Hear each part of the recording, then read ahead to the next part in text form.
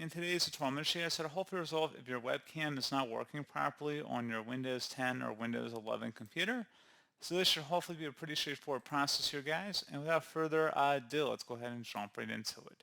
First thing I recommend doing would be to open up the search menu and type in settings. Best match. Should come back with settings. Go ahead and open that up. On the left side, you want to select where it says privacy and security. And then on the right side, underneath Windows permissions, you want to scroll down, and then underneath App permissions, select Camera. And you want to make sure camera access is toggled to the on position, as well as for any applicable programs you may be trying to access the webcam with. So that's the first thing I recommend taking a look at. Next thing I want you guys to do would be to open up the search menu and search for Device Manager. Best results should come back with Device Manager. Go ahead and open that up. You want to locate the cameras entry in here. If you're using an external camera, perhaps you may not see it in here, in which case select the View tab and then select Show Hidden Devices. And then if you locate the cameras in here, you would double click on it, right click on your camera device and select Update Driver. Select Browse My Computer for drivers, and then select Let me pick from a list of available drivers on my computer.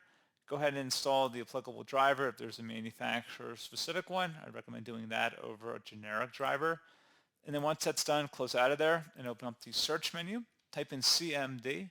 Best results should come back with Command Prompt. Right-click on it and select Run as Administrator. If you receive a user account control prompt, select Yes. And then into this elevated command line window, you want to type in SFC followed by a space /scan now. Scan now should all be one word attached to that / out front. Hit Enter on your keyboard to begin the system scan. This will take some time to run. Please be patient. So we're already running a scan, it appears at the moment, so you would have to restart your computer and then attempt to run this scan again. And in your case, you shouldn't have to run it again. You should just have to run it the first time here. And then once it's finished or concluded, you would want to restart your computer.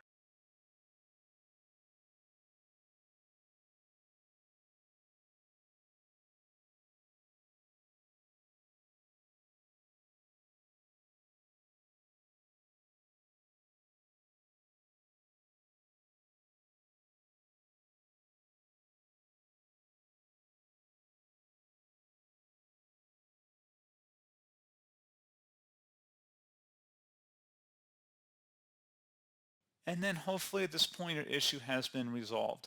So as always, thank you guys for watching this brief tutorial. I do hope I was able to help you out, and I do look forward to catching you all in the next tutorial. Goodbye.